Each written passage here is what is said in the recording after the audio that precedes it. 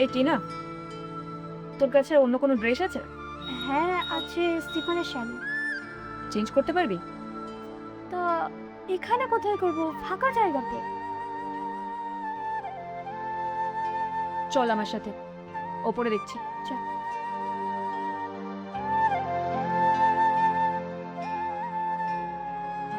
চারিদিক তো ফাঁকা। আরে আমি তো আছি, টেনশন নিবি না, চল।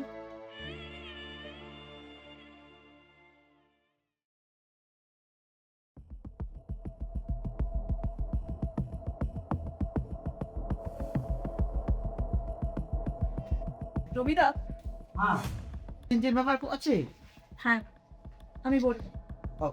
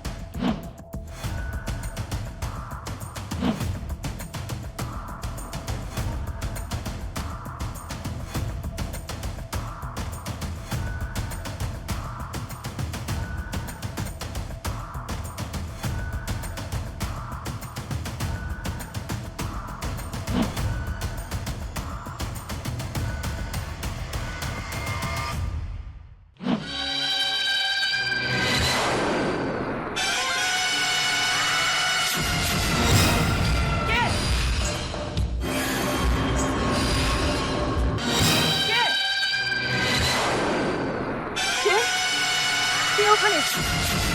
কে?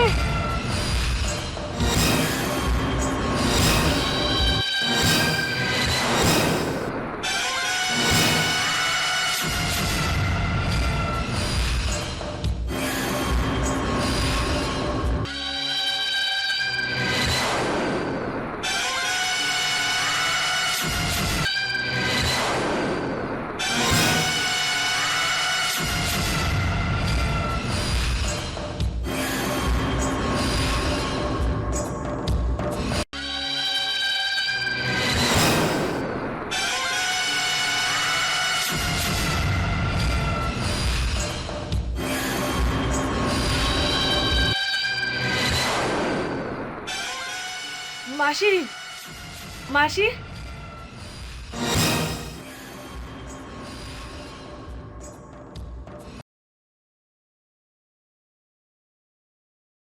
এই এতক্ষণ ধরে কি ভাবছিস বলতো? জানিস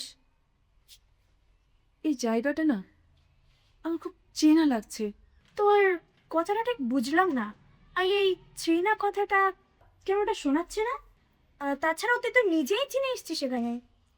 আরে না, এ- এই জায়গাটার স্বপ্ন আমাকে বারবার ভাবায়। শোন, এসব আজগুবি রাখ আর ছবি তুলবি চল, নাহলে বেলা চলে যাচ্ছে, আমাকে ফিরতে হবে। আজগুবি নয়, এই জায়গাটার স্বপ্ন আমি শুধু একবার নয়, তিনবার দেখেছি। ভালো করে শোন, চেঞ্জ করতে হলে কর আর না হলে চল। চল, আগামী দিন ছবি তুলবো। হে, ড্রেসগুলো পুরো ফালতু ক্যারি করলাম। চলো।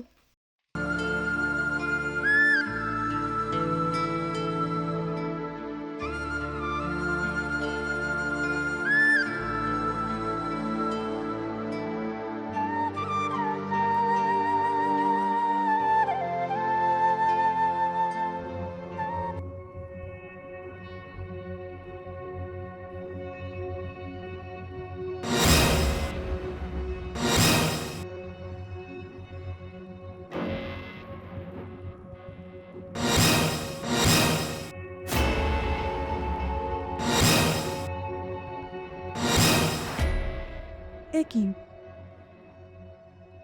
এ কি তো আগে দেখিনি। তাছাড়া আমি তো টিনার ছবি তুললাম, এই মেয়েটা এলো কোথা থেকে? হুম,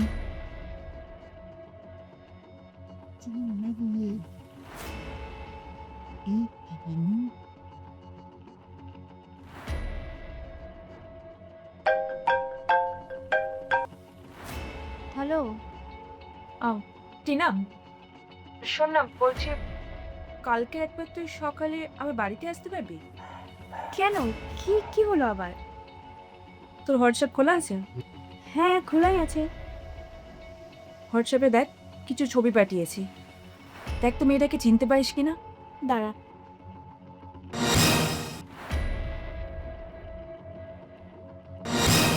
এ কি, আমি তো একাই ছিলাম, পিছন থেকে ও কোথা থেকে আসলো? আরে আমারও তো এই সেম প্রশ্ন, এই মেয়েটা এলো কোথা থেকে? আর তাছাড়া আমরা তো একে দেখিনি। তবে তবে কি?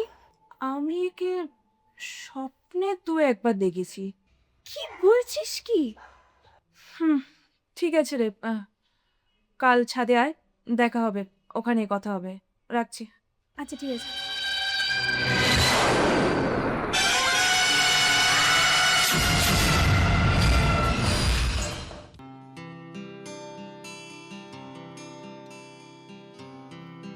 এই তোর 11টা।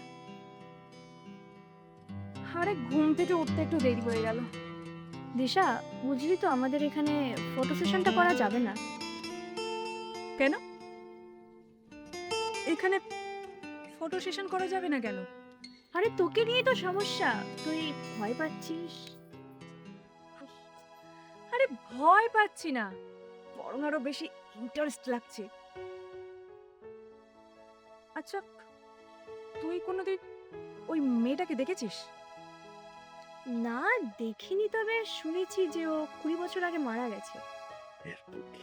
মারা গেছে? কিভাবে মারা গেছে কিছু জানিস তুই? হ্যাঁ জানি, তবে পুরোটা নয়। যাই হোক, বাদ দে, তুই ক্যামেরা রেডি কর, পোজ দেবো। এই, আর কিছু জানা থাকলে বল না, তাহলে আমরা যে ডকুমেন্টারিটা কমপ্লিট করতে করতে পড়ে আছে সেটা কমপ্লিট করতে পারবো। আগে তুই কাজটা তো রেডি কর, তাছাড়াও তোর মাসির কাছে বসলেই সব কিছু জানা যাবে। চল। ঠিক আছে, চুলটা ঠিক কর, তারপর দেখছি।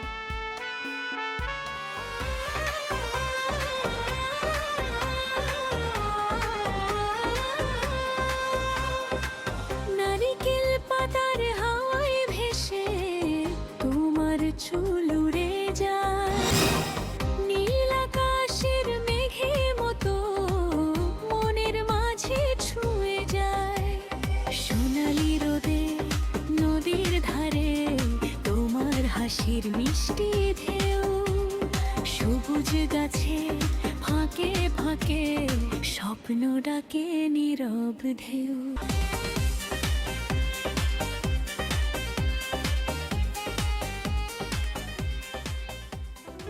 এই ছবিগুলো আমাকে দেখাবি কিন্তু। হ্যাঁ, সে তো দেখাবো, তো এখনই দেখে নে না। বলছি ড্রেসটা কি চেঞ্জ হবে ম্যাডাম? না, দেখি। আগের দিনের ছবিগুলো থাকে না? দেখ, দেখতে পাচ্ছিস? ঠিকই আছে। আর আজকে যাবো রাত্রি তোদের বাড়িতে, আর তোদের বাড়িতেই থাকবো। আমার কি থাকতে হবে নাকি বেরিয়ে যাবে? না না, তুমি আজকে যেতে পারো। ওকে। ঠিক আছে, চল। আচ্ছা দিশার মা, বলছি কি এই সাবজেক্টটা নিয়ে কাজ না করে অন্য সাবজেক্ট নিয়ে কাজ করলে হতো না? প্লিজ মাসি, তুমি অন্তত এটা বলো না। আমি যদি এই কাজটা কমপ্লিট করতে পারি না, তাহলে তাহলে কি? তাহলে অ্যাওয়ার্ড পেতে পারি।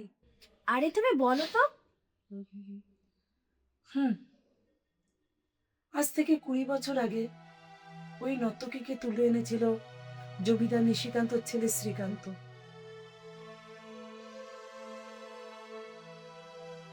এবং ওই রাতে শ্রীকান্ত আর তার বন্ধু বান্ধব সবাই মিলে ওকে নির্যাতন করে, শারীরিক নির্যাতন করে। তারপর তারপর তারপর একদিন জানতে পারি যে ওই নর্তকী নাকি খুব শরীর খারাপ ছিল।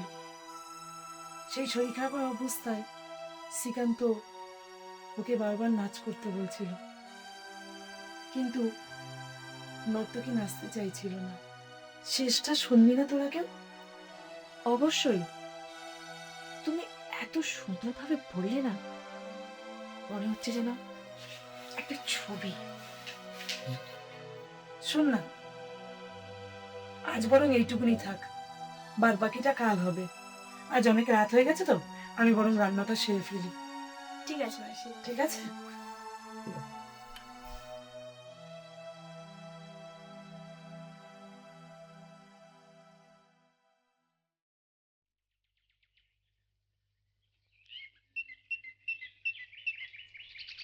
জানি তিশা, আজকে মাসির কথাটা না আমাকে ভীষণ ভাবাচ্ছে।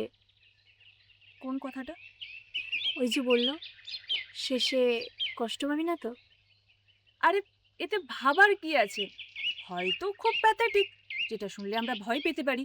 না রে দিশা, আজকে মাসির কথাটা আমার ঠিক ভালো লাগলো না।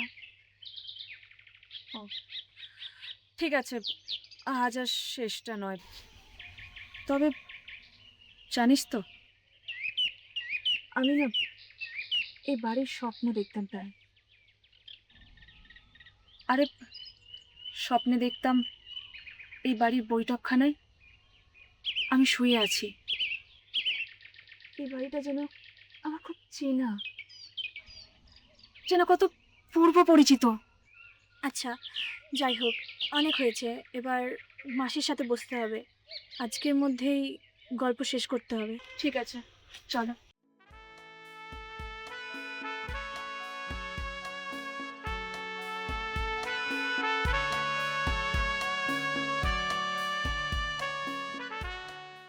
আচ্ছা মাসি, 20 বছর আগে কি জমিদারি প্রথা ছিল?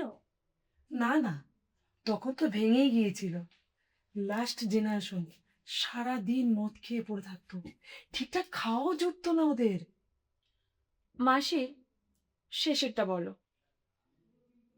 শেষেরটা শোনার পর কোনো রিয়াক্ট করলে কিন্তু চলবে না। না মাসি, তুমি বলো। আসলে কি জানিস, আমি যখন রাস্তা দিয়ে আসতাম না, তখন দুটো মানুষের কান্নার আওয়াজ পেতাম। সেটা কার কান্নার আওয়াজ? এক, ওই নর্তকী। দুই, ওই নর্তকী সেই ফুটফুটে বাচ্চাটা। যখন থেকে ওই নর্তকী তার জীবন উৎসর্গ করে দিল, তখন শ্রীকান্ত তার দলবল নিয়ে পালালো। আর ওই বাচ্চাটা না খিদে ছটফট করতে লাগলো, কাঁদতে লাগলো। কিন্তু বাচ্চাটা? বাচ্চাটা শেষমেশ আমি না পেরে বাচ্চাটাকে নিয়ে আসলাম। বাচ্চাটাকে আমি আমার বাড়িতে এনে দুধ খাওয়ালাম, তারপর বাচ্চাটা চুপ করে। সেই বাচ্চাটা কে? বাচ্চাটা সেই নর্তকীর বাচ্চা। বাইরে শুয়ে দিয়ে চলে যেত, ভেতরে গিয়ে আনন্দ উপভোগ করতো, তারপর যখন বাইরে আসতো তখন বাচ্চাটাকে নিয়ে যেত। বাচ্চাটার শেষমেশ কি হলো? বাচ্চাটাকে তো আমি শেষমেশ মানুষ করলাম, বড় করলাম। মানে? মানে মানেটা তো পুরো পরিষ্কার। সেই বাচ্চাটাই হচ্ছে আমার দিশা। যে বাচ্চাটাকে আমি অনেক কষ্ট করে ওকে বড় করেছি, অনেক কষ্ট করে ওকে মানুষ করেছি। এবার জামা, তোরা দুজনে মিলে সিনেমাটা বানিয়ে দেয়। আমি দেখতে চাই আমার আমার দিশা একদিন অনেক বড় ডিরেক্টর হবে।